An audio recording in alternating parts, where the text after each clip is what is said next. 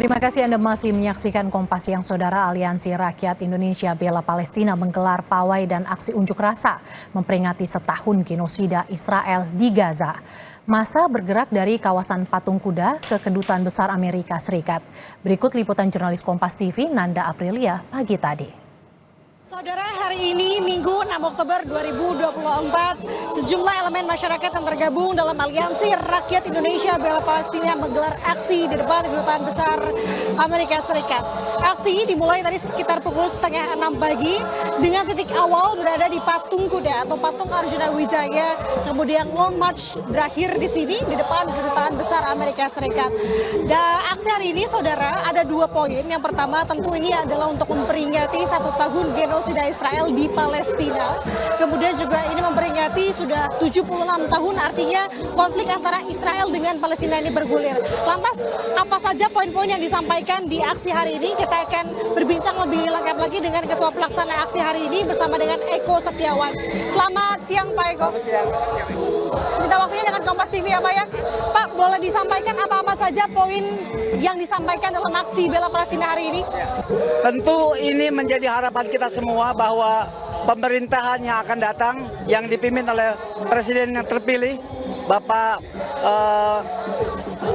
Prabowo Subianto benar-benar mewujudkan aspirasi masyarakat untuk segera menyetop genosida yang terjadi di Gaza, untuk menyetop segera pembantaian yang terjadi di Gaza, bahkan membawa ke Palestina segera merdeka sesuai resolusi PBB terakhir bulan September tahun 2024. Kalau Israel tidak berhenti, kami masyarakat Indonesia akan terus menyelenggarakan aksi sampai Palestina merdeka.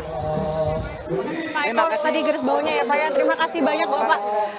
Itu yang harus kita cermati dalam aksi hari ini, saudara, di mana kalau informasi tambahan dari Kementerian Kesehatan di Gaza, sudah ada 41.000 lebih warga Palestina ini harus meregang nyawa, 90.000 lebih mengalami luka-luka, dan tadi kalau saya simak dalam orasinya yang perlu digarisbawahi, yang turun dalam aksi hari ini bukan mereka-mereka saja yang pro dengan Palestina, tapi mereka-mereka yang memang peduli dengan kemanusiaan dan kondisi yang saat ini terjadi antara Israel khususnya dengan warga Palestina. Semoga ini menjadi hal yang kita perhatikan bersama. Nanda Aprilia, Adinia Nisa, Kompas TV, Jakarta.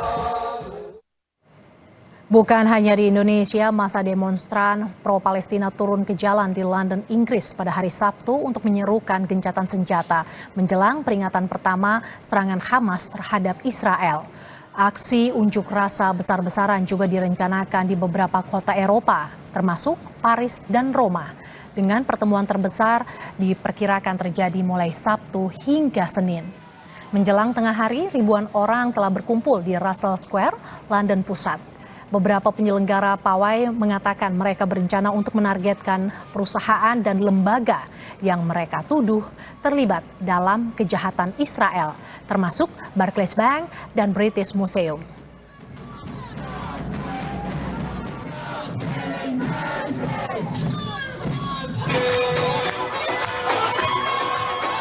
Aksi unjuk rasa juga terjadi di Paris, Perancis.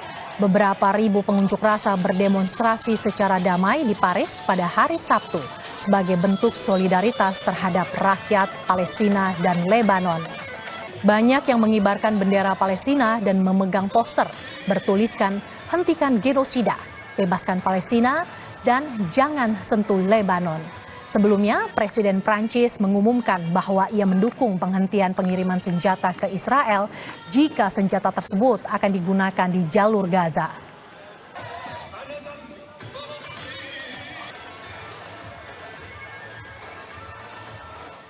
Saudara, Kementerian Luar Negeri telah mengevakuasi 40 warga negara Indonesia dan 1 warga negara asing dari Lebanon.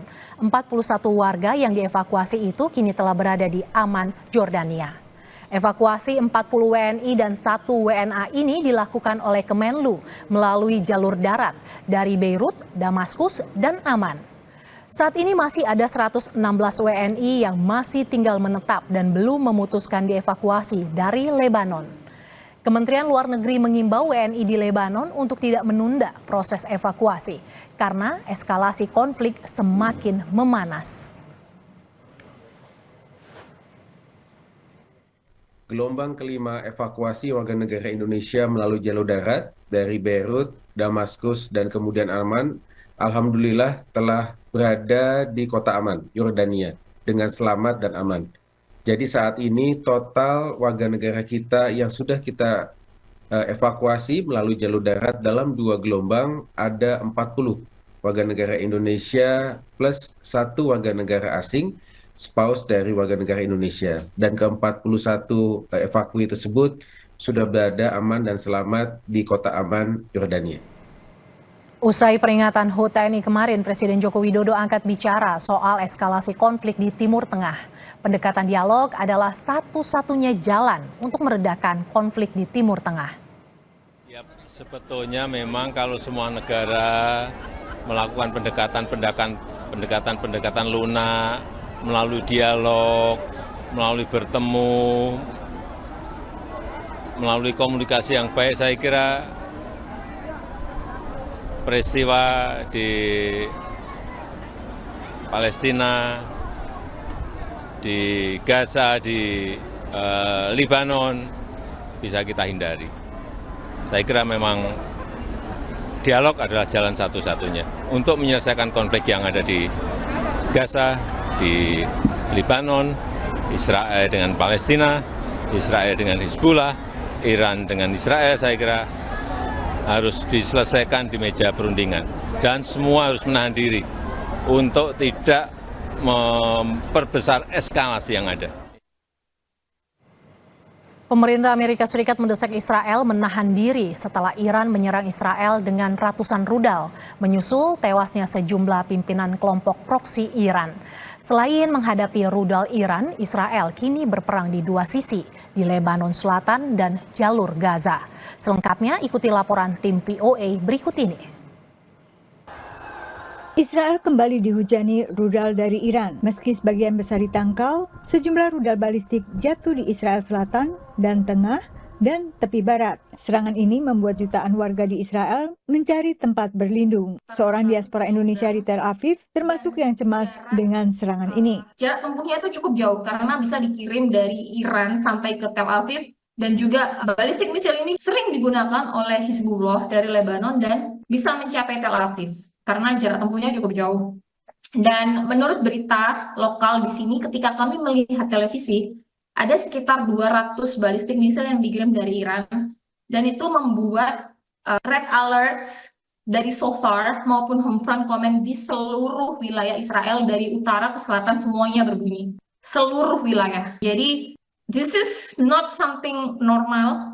Asmaul Husna mengaku terus menjalin komunikasi dengan diaspora Indonesia lain di Israel dan memantau aplikasi ponsel pemantau serangan udara. Jika dibandingkan dengan 7 Oktober, mungkin 7 Oktober itu kita memang punya red alert cukup intens, tapi tidak seintens ini karena ketika red alert sudah berbunyi dan sirene sudah berhenti dan juga peringatan dari aplikasi itu sudah berhenti juga. Serangan Iran dilakukan sebagai pembalasan atas kematian sejumlah pemimpin kelompok proksi Iran, termasuk pemimpin Hizbullah Hasan Nasrallah di Lebanon akhir September lalu, dan pemimpin kelompok Palestina Hamas Ismail Haniyeh saat berkunjung ke Teheran akhir Juli lalu. Sejauh ini Israel tidak mengakui berada di balik pembunuhan Haniyeh.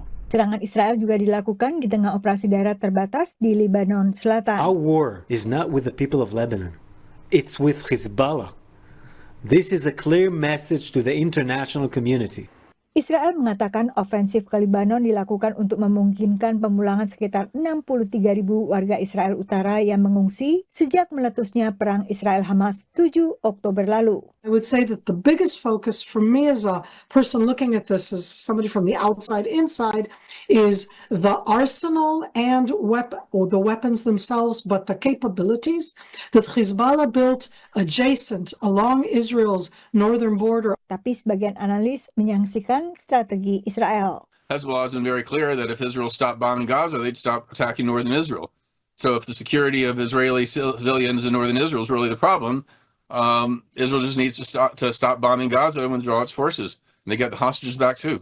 Today, no matter what the differences among the Lebanese, Christians or Muslims or Druzi or Sunni or Shia or Orthodox or Maronites, they all love their country, Lebanon, and they are not going to allow a foreign country, because they have learned that over the years, to come and impose their wishes on them. I think they're going to defend themselves. Pemerintah Amerika Serikat telah menyerukan deeskalasi, meski menegaskan kembali dukungan bagi hak Israel membela diri. Pertempuran selama 2 pekan telah menewaskan 1.000 lebih orang di Lebanon. Dari Washington DC, Yuni Salim dan tim VOA. Saudara, usai jeda, sejumlah informasi menarik masih akan hadir di Kompas Siang. Di antaranya, kebakaran melanda sebuah pabrik sepeda listrik di